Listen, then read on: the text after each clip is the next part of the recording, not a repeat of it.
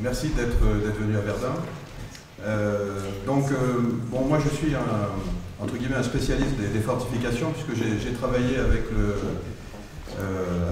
professeur Pedoncini. J'étais un des derniers étudiants du doyen Pedoncini, donc sur les fortifications de Verdun. Donc j'ai continué de loin à suivre l'évolution de l'historiographie sur les fortifications de Verdun.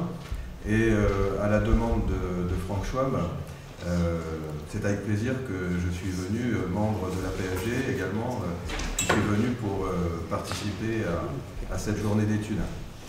Il se trouve que lors d'un travail aux archives départementales de la Meuse, à Bar-le-Duc, je suis tombé sur des photos d'une inspection sénatoriale, de la commission sénatoriale de la guerre. Et j'avais jamais vu ces photos, donc elles m'ont donné envie d'en savoir plus.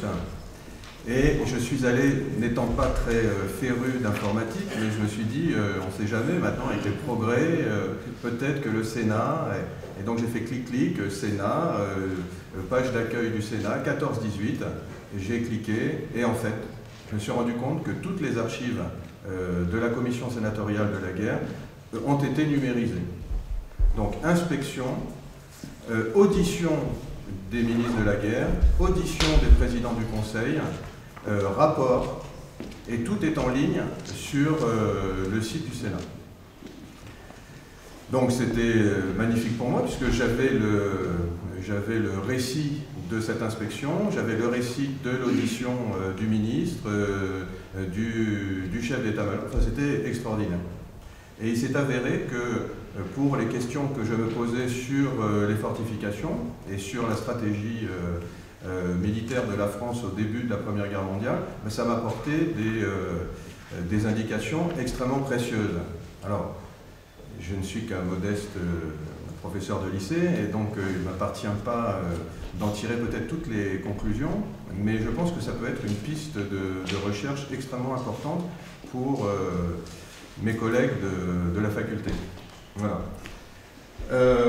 Donc je vais vous faire tout d'abord une petite présentation de la commission sénatoriale de la guerre. Ensuite, je vous parlerai plus précisément justement de cette inspection du 8 août et du 8 août 1915 à Verdun. Et enfin, en bon prof d'histoire de première, j'essaierai de donner quelques petites pistes pour des professeurs de lycée, de première, pour utiliser ces archives sénatoriales. Voilà. Donc tout d'abord, je vais commencer par cette présentation de la commission sénatoriale de la guerre. Alors, je vais commencer modestement par une citation de Marc Bloch. Marc Bloch soulignait le rôle important joué par certains parlementaires pendant la Première Guerre mondiale. Je le cite, en 1915, les commissions des chambres avaient, pour nous doter d'artillerie lourde, plus fait que tous les artilleurs ensemble. Une première commission chargée de l'examen des projets de loi concernant l'armée s'est réunie informellement à partir de novembre 1885, mais c'est par une résolution du Sénat du 22 janvier 1891 que la commission chargée de l'examen de tous les projets de loi intéressant l'armée a été officiellement créée. Donc vous voyez, ça remonte à 1891. Alors l'intérêt de cette commission, c'est qu'elle va réellement aller sur le terrain, et donc elle va tirer de conclusions ou auditionner les ministres ou les chefs d'état-major uniquement à partir de ces constatations de terrain. En outre, évidemment pour avoir de l'influence par rapport à l'état-major et au ministère, on a entre guillemets des pointures qui font partie de cette commission. Vous allez les voir. On a Paul Doumer, dont l'inspection se fait sous sa présidence. Et on a Clémenceau, évidemment, qui va être président pendant notre période. Alors, il y a une première... alors, évidemment, Joffre, qui était donc chef d'état-major au début de la guerre, se méfie énormément de ces inspections potentielles. Et bon, il s'abrite derrière une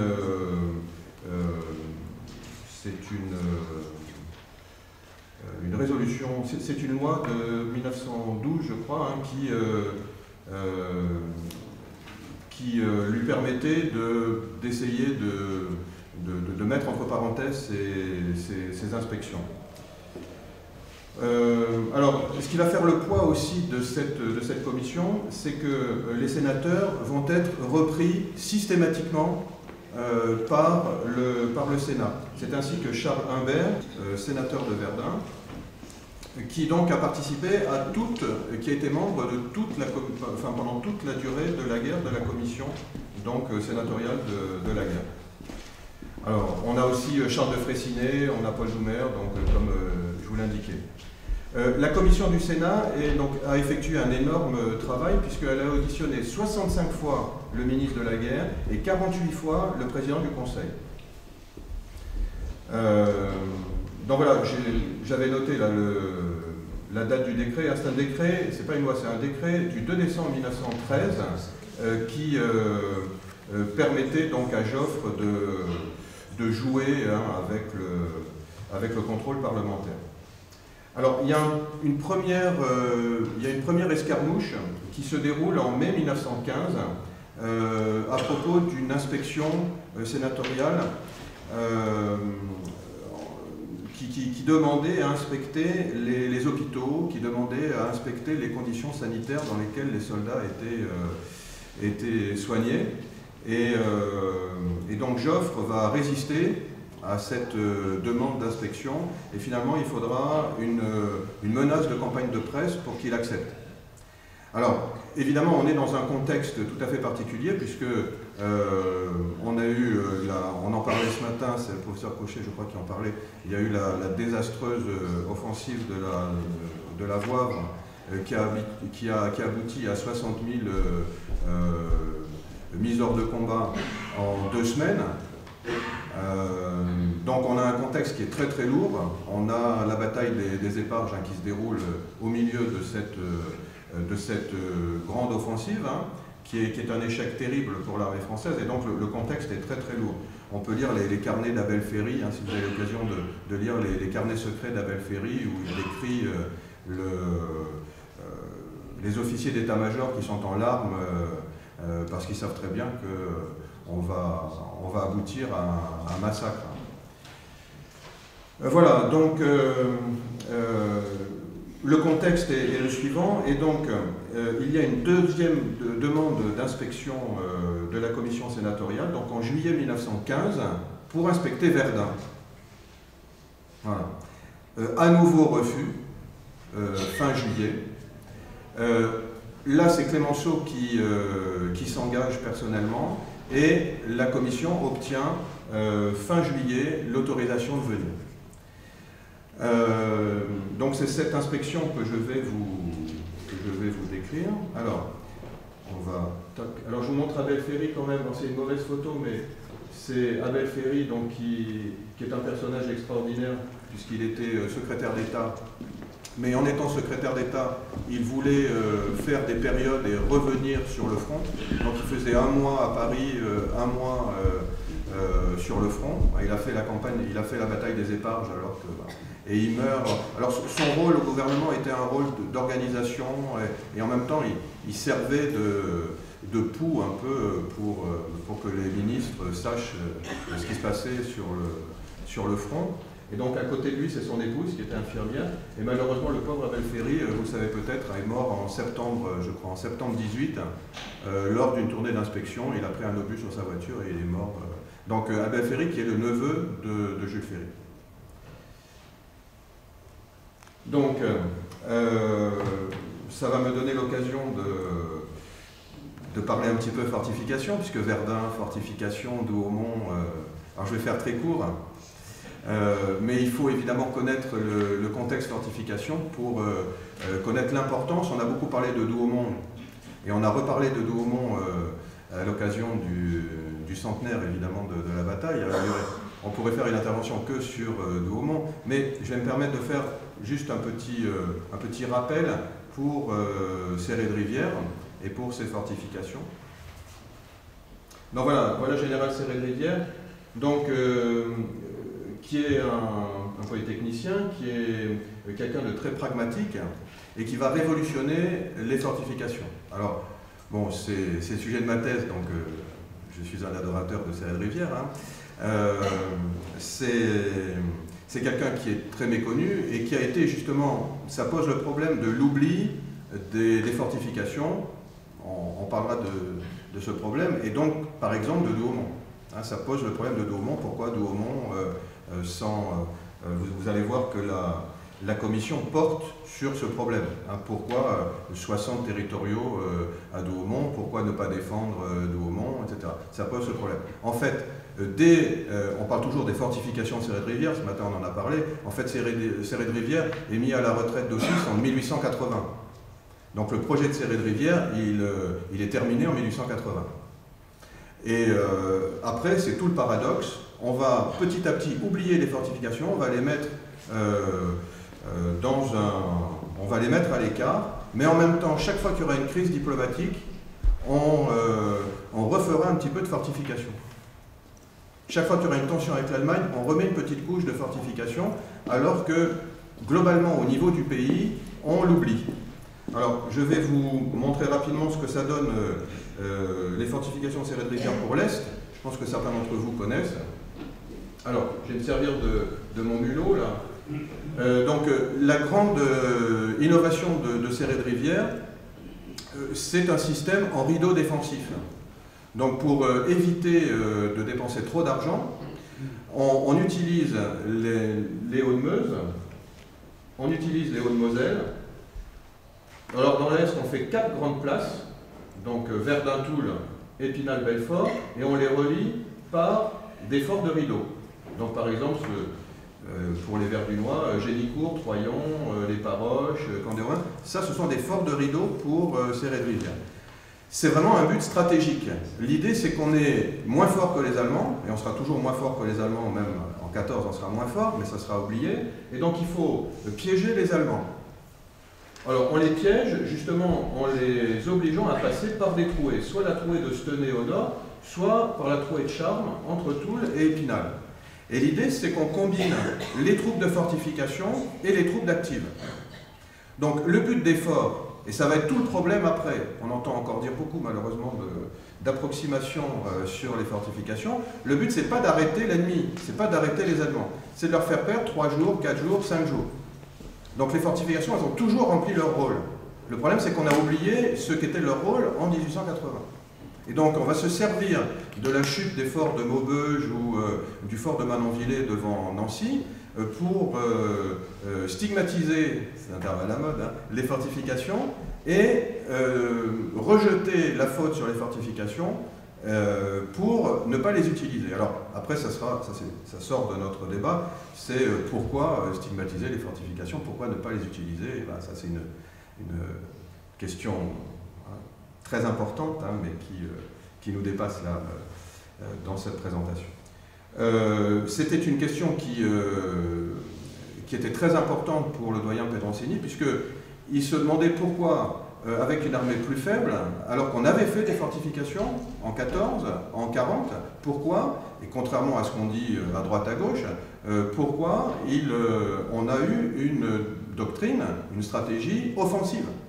Puisqu'on dit on porte toujours la responsabilité, c'est la pauvre ligne Maginot en 40 qui porte la responsabilité de la défaite, mais c'est la ligne Maginot qui n'est pas utilisée.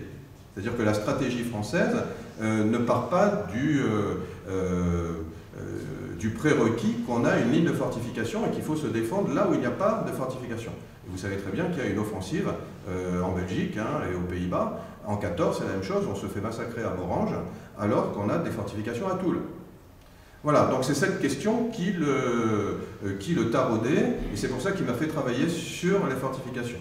Et je pense qu'avec ce que j'ai trouvé notamment dans ces archives sénatoriales, je pense qu'on a un élément de réponse. Voilà, alors, voilà pour notre petite... alors, il y a aussi des forts d'arrêt, hein, je vous dirais juste un petit mot. Fort d'arrêt, voilà, c'est typique de ce que je vous expliquais, le fort de Manonvillers. C'est typiquement un fort d'arrêt. L'idée, c'est qu'il est implanté juste à côté de la frontière et qu'il est là pour retarder 3 jours, 4 jours les Allemands, ce qui s'est exactement passé en août 14. Voilà. Je vais donc commencer à vous parler de cette inspection du 8 août. En fait, donc, ils ont des informations, le Sénat a des informations, la Commission a des informations grâce à notre sénateur Humbert de Verdun, de la Meuse. Et donc, la commission va être composée de Paul Doumer, sénateur de Corse, futur président de la République, Jules Jeanneney, le grand-père de notre historien actuel, sénateur de Haute-Saône, de Charles Humbert, d'Henri Béranger, sénateur de la Guadeloupe, et Lucien Hubert, sénateur des Ardennes et contrôleur aux armées de l'artillerie et des munitions. Alors, ils sont accueillis par Dubail, parce que c'était la condition posée par Joffre. Il faut que vous soyez accueillis par Dubail et pilotés par Dubail. Donc, ils arrivent à Verdun et Dubail leur dit « Vous n'aurez aucun chiffre. Je ne vous donnerai aucun chiffre d'artillerie, je ne vous donnerai aucun chiffre de munitions. » Donc, Doumer dit bah, « Je rentre à Paris, il n'y a pas de problème. Paris saura demain que vous nous avez jetés. » en gros. Et Dubail dit « Bon, ben ok, je vais tout vous montrer. » Donc, la commission va bien pouvoir inspecter. Alors, je vais vous montrer ces photos qui sont des photos, je pense, inédites hein, de cette commission qui se déroule le 8 août.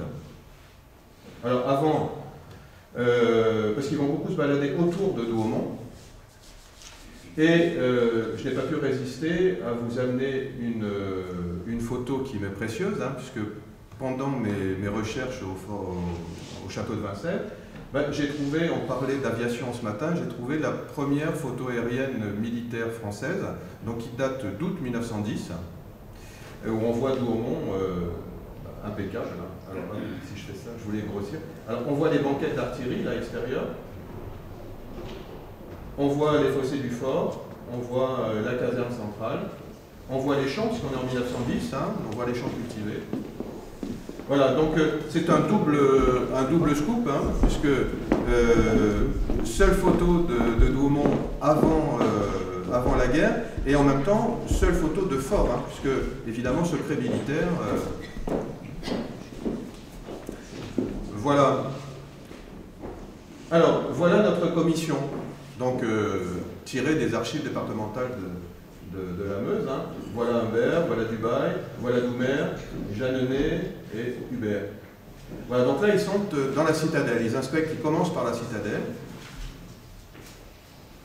On les voit inspecter des gros calibres, notamment des calibres de marine. Là ils sont très impressionnés. On a Gervais là ici, Doumer. Voilà, et là ils se baladent autour de Douaumont. Bon là, on a Doumer qui inspecte un petit retranchement. Alors là, c'est une photo qui est intéressante parce qu'on a Coutenceau, qui a été le gouverneur de Verdun avant d'être remplacé par Herse. C'est le changement justement garnison, zone fortifiée, donc avec Humbert. On les voit là aussi se promener autour de Douaumont, toujours. On les voit là sur une banquette d'artillerie. Gervais se retourne, il se demande qui prend en photo. Alors ça c'est une photo qui est précieuse aussi, puisqu'il s'arrête pour faire une petite pause dans le village de Fleury. Voilà, donc c'est le village de Fleury. Voilà, on a un sénateur là qui fait une petite pause sur un tas de... je sais pas quoi. Bon, petite anecdote, Humbert avait son cousin qui était maire de Vaud, et donc ils vont faire un petit casse-croûte à Vaud, et donc on les voit là sortant de chez le cousin, Vaud de Vendôme. Voilà Doumer et le maire qui lui offre un petit truc à manger. Voilà, donc là c'est Doumer. Donc le 24 août, Paul Doumer présente son rapport devant la commission présidée par Clémenceau. Alors, il commence par évoquer avec précision et compétence l'œuvre de Céré de Rivière, mais après il fait une distinction entre les vieux forts et les nouveaux forts. Alors ça c'est un grand classique, on l'entend partout, Et l'idée, et c'est repris, malheureusement c'est repris très souvent, mais parce que les fortifications c'est un domaine à part, hein, donc on fait la différence entre les vieux forts et les nouveaux forts. Alors, les vieux forts seraient les forts Serrés de Rivière, et les nouveaux forts seraient les forts 1908, 1910, etc. Alors l'intérêt, c'est de dire qu'évidemment Douaumont, notamment Douaumont, mais tous les autres forts, et notamment les forts de la rive droite, ce sont des vieux forts. Et donc c'est pour ça qu'on ne les a pas défendus. Sauf que Douaumont, ce n'est pas un vieux fort. C'est un fort extrêmement moderne, des tourelles de 155 Eclipse, des tourelles 75, tourelles de mitrailleuses, etc. etc. Donc le pauvre Doumer, on lui a expliqué ça à Verdun, il revient et il dit « Oh, bon, il y a des forts modernes comme Vacheroville, 1910, et puis il y a des vieux forts comme Douaumont, c'est normal, on ne les entretient plus, etc. » Bon, ça pose quand même un peu de problème, bon, mais voilà, il reprend cette distinction, et malheureusement, on l'entend encore. Alors, on se sert aussi de la fameuse mélinite, hein, on en a parlé ce matin, l'obus torpille, 1885-86, ben là aussi c'est un élément de langage, hein, c'est un élément pour permettre l'évolution d'une stratégie de plus en plus offensive et de laisser tomber les fortifications. Le problème, c'est que quand vous avez un fort, on l'a bien vu avec Troyon, si vous connaissez l'épisode de Troyon, avec la résistance du fort de Troyon aux attaques allemandes fin août, début septembre 14, un vieux fort Serré de Rivière maçonné, pas en briques, hein, mais maçonné et sans béton, va résister aux Allemands et va permettre à Verdun de tenir et à éviter l'encerclement. Donc, pourquoi est-ce que l'obus torpille ne change rien? Parce que Serré de Rivière avait l'intelligence d'occuper des positions hautes, et donc pour prendre un fort, eh ben, il faut amener des grosses codas, il faut perdre 4 jours, 5 jours, 10 jours, 1 semaine, 2 semaines, et donc c'est la position qui compte, c'est pas le degré de modernisation du fort. Et si vous travaillez avec l'armée d'active, ça marche parfaitement. Donc, vous voyez, il y a tout ce... Là, comme on dit maintenant, on l'a un petit peu endormi, le pauvre Paul Doumer. Hein. Et donc, il fait cette distinction qui, à mon avis, hein, n'est pas complètement recevable. Alors, ensuite, il présente le front, il présente les 60 km de front autour de Verdun, et il met bien l'accent sur justement les tranchées et qu'on est passé à une guerre nouvelle, plus les fortifications, les tranchées. Et on voit bien que ce qui est important, on en reparlera, c'est le nombre de kilomètres. C'est-à-dire que l'obsession, et on en a parlé ce matin, l'obsession pour les Allemands et pour les Français, c'est en fait le nombre de kilomètres de front. C'est-à-dire que l'idée, et ça va être le cas pour les Français aussi, l'idée c'est que Verdun, c'est un saillant. Et que si on réduit le saillant pour les Allemands, on passe de 60 km à 20 km de front, mais pour les Français, c'est la même chose. Et donc ça explique aussi le peu d'intérêt que l'état-major, à ce moment-là, avait pour le saillant de Verdun. C'est parce que ça permet une réduction, donc concentration de l'artillerie, concentration des hommes, défense plus efficace. Vous voyez, on est dans une stratégie particulière. Donc il termine en insistant donc, sur la faiblesse des capacités d'évacuation de la place de Verdun. Il conclut en indiquant que Verdun ne peut, et c'est ça qui va être important, ni être défendu, ni être évacué, parce qu'en fait, Humbert avait prévenu ses collègues pour l'inspection, il leur avait dit que Joffre, depuis le début de 1915, avait commencé à évacuer des pièces d'artillerie, des hommes, des munitions, des vivres, et c'était ça que la commission voulait contrôler. Et donc, il voit effectivement que la place de Verdun est en grande difficulté pour se défendre. Mais qu'en même temps, elle va être en grande difficulté aussi lors d'une attaque allemande pour évacuer le matériel qui reste. Donc ils sont très inquiets et c'est l'inquiétude de Paul Doumer face à ses collègues. Donc ensuite il y a un débat avec ses collègues sénateurs. Le débat qui suivit le rapport de Paul Doumer fut extrêmement vif, hein, opposant les défenseurs de l'état-major et du ministère, Strauss, Gervais, et les détracteurs du gouvernement et de l'état-major, Miliès Lacroix, Jeannet, Doumer, Clémenceau. Paul Doumer, et donc on va très loin dès ce débat, Paul Doumer fait le parallèle entre les forts perdus en Champagne et les forts qu'on pourrait perdre à Verdun. Alors là, il faut que je vous fasse une petite parenthèse Serré de Rivière. En fait, Serré de Rivière, il avait créé aussi des deuxièmes lignes de défense. Et il y a une seule deuxième ligne de défense qui a été à peu près terminée, c'est la ligne de défense de Champagne. Et ces forts de Champagne, ben, vous les connaissez parce qu'ils ont été attaqués par les Allemands en 17. C'est-à-dire que cette ligne de fortification de Champagne, elle est prise sans combat, parce que justement les forts inoccupés, elle a été prise sans combat par les Allemands en 1914. Et ce qui fait que la bataille du Chemin des Dames, elle se déroule en partie pour récupérer les forts Serré de Rivière perdus par les Français en 14. Et donc notre ami Paul Doumer fait le parallèle. Il dit, on a perdu les forts en 14, là, on est obligé de supporter les Allemands dans nos forts dans cette zone, et ce qui risque de se passer, c'est ça. Si les Allemands attaquent, ils vont nous piquer Douaumont et Vaux, et on sera obligé de les reprendre. Voilà. C'est dit clairement.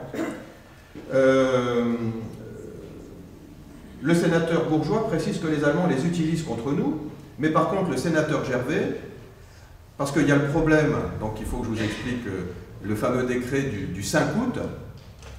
Le 5 août 1915, il y a un décret que connaissent tous les gens qui s'intéressent aux fortifications et donc au problème de Verdun, c'est que le 5 août, comme par hasard, le 5 août 1915, et moi j'ai fait le rapprochement, je le connaissais, mais j'ai fait le rapprochement avec ces archives, le 5 août, c'est l'autorisation pour l'état-major de vider les places de l'Est de leur armement.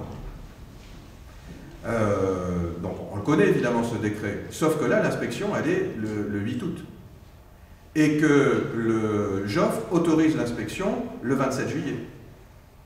Donc en fait Doumer sous-entend, même plus que sous-entend, affirme que le décret a été pris uniquement pour vider l'inspection de son sens.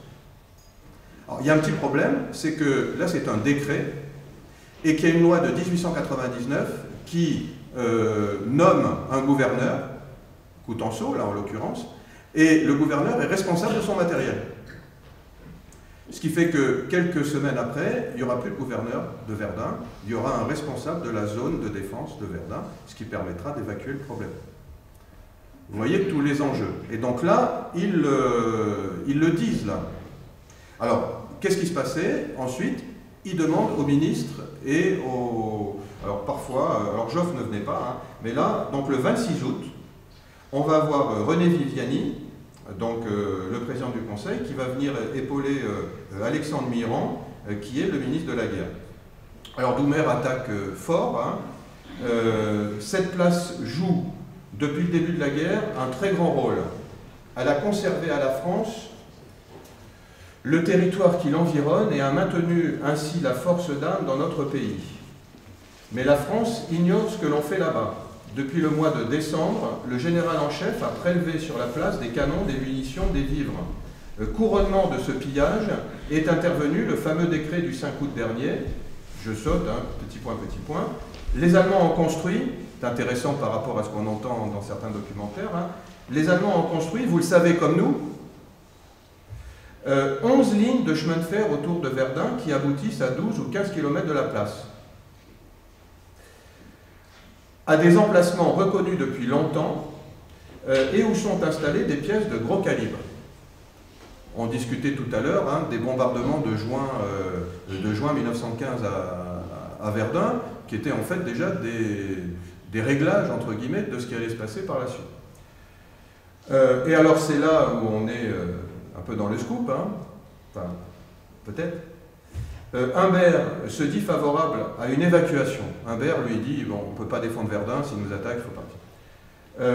La réponse d'Alexandre Mirand, pour rassurer les sénateurs, nous apprend que la largeur de ce qu'on appellera plus tard la voie sacrée, c'est-à-dire la route Bar-le-Duc-Verdun, a été portée à 8 mètres. On est en août 1915. A été portée à 8 mètres et empierrée. Ce qui signifie, bon il ne le dit pas, mais ce qui signifie qu'il a, depuis plusieurs mois, il a fait agrandir la future voie sacrée, non pas pour ravitailler Verdun, mais pour évacuer Verdun. Voilà. Alors, on trouve peu, moi je ne suis pas un spécialiste de la voie sacrée, hein, mais on trouve peu de renseignements. Il y aurait quelque chose à faire pour voir, parce que moi, comme non spécialiste de la question, hein, je savais 7 mètres, hein, on en a reparlé, 7 mètres, juste dans la deuxième partie de 1915. Donc là, c'est août 1915, donc on est sûr, grâce aux archives sénatoriales, que ça a été fait dans les premiers mois de 1915. Voilà, donc ça c'est, je pense, un apport des archives sénatoriales. Bon, et puis après, donc il légitimise l'abandon de Verdun et des forts de Verdun par les arguments habituels, Maubeuge, les forts belges, la puissance de l'artillerie, etc.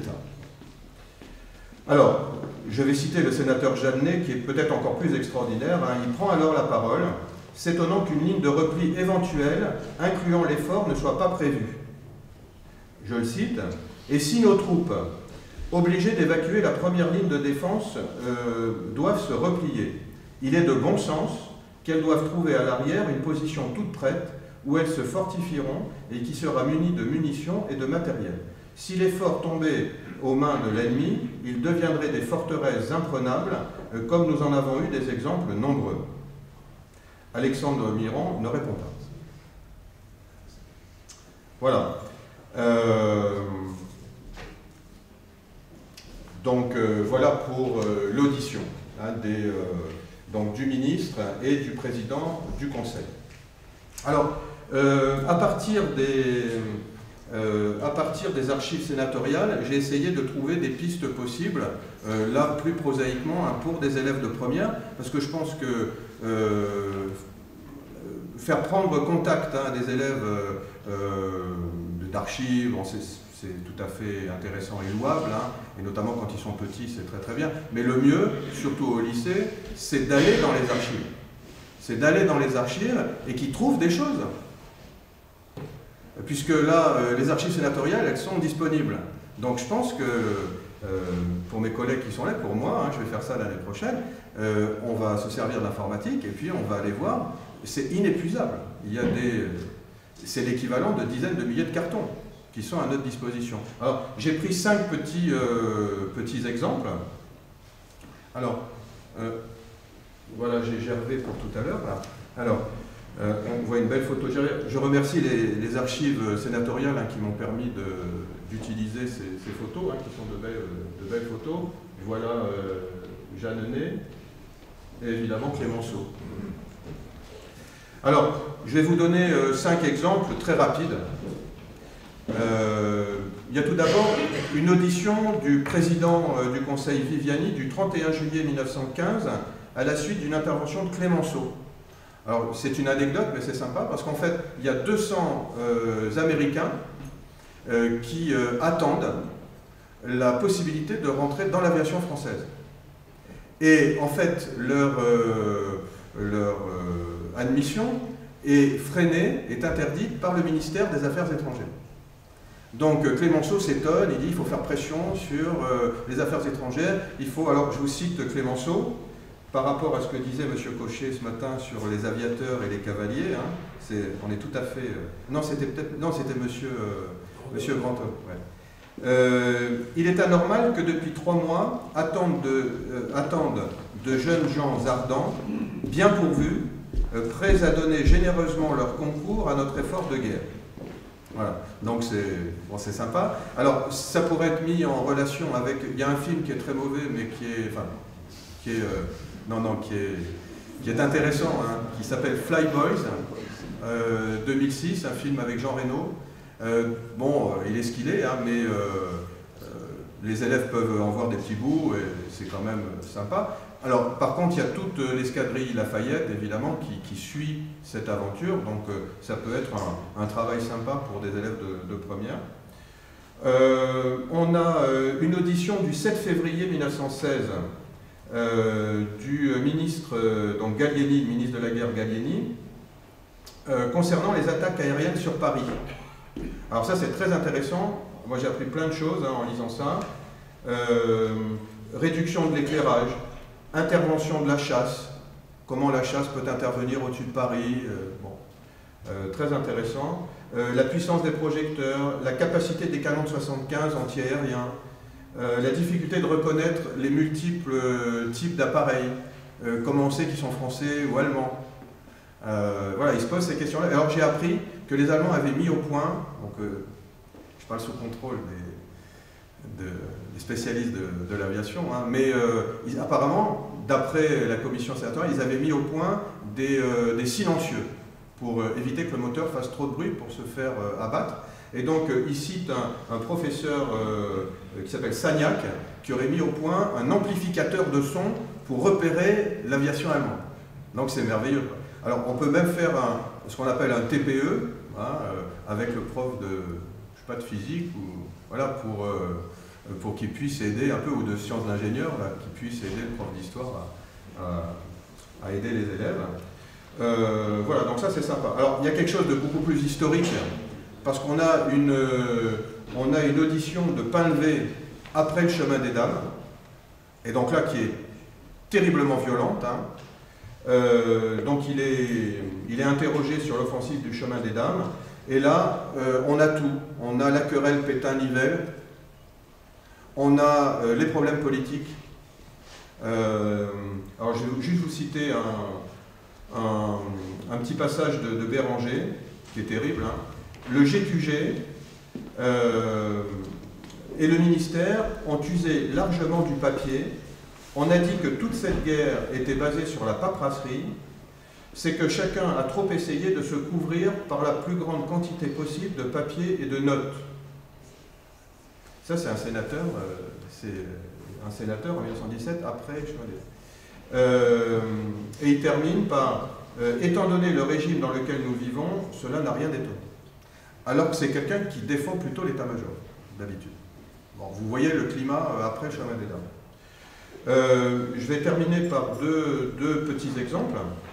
Une audition du 1er février 1918 des généraux Ozil et Fetter sur les gaz asphyxiants. Alors, il y a tous les gaz asphyxiants allemands, français, ils comparent l'efficacité. Ils disent qu'il y a un camp d'entraînement qui a été fait à Vitry pour tester les gaz, les différents gaz, pour former les officiers, pour former des chimistes. Ils comparent l'efficacité, ils font une espèce de point sur ce qui a été fait. Enfin bon, c'est tout à fait passionnant. Et donc là, ça peut être vraiment un TPE avec le prof de chimie. Et puis je terminerai par quelque chose d'un peu anecdotique.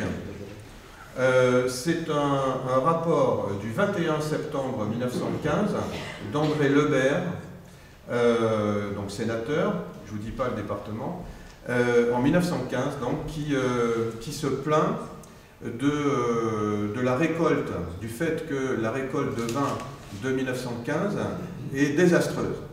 Et que dans certains vignobles, on va avoir 10%, 20% de la récolte, c'est terrible, et puisque chaque poilu devait avoir un demi-litre de vin par jour. Donc 1 litre tous les 2 jours. Voilà. Et donc on est effrayé parce que, voilà, ravitaillement, etc. Et il dit qu'on pourrait remplacer cette boisson qui a évidemment des qualités par une autre qui en a encore plus, c'est le cidre. Et ça tombe bien puisque la récolte de cidre est exceptionnelle en 1915. Et ce qui tombe encore mieux, c'est que notre ami André Lebert, il est sénateur de la Sarthe, département dans lequel on produit beaucoup de cidre. Voilà. Voilà, je vous remercie.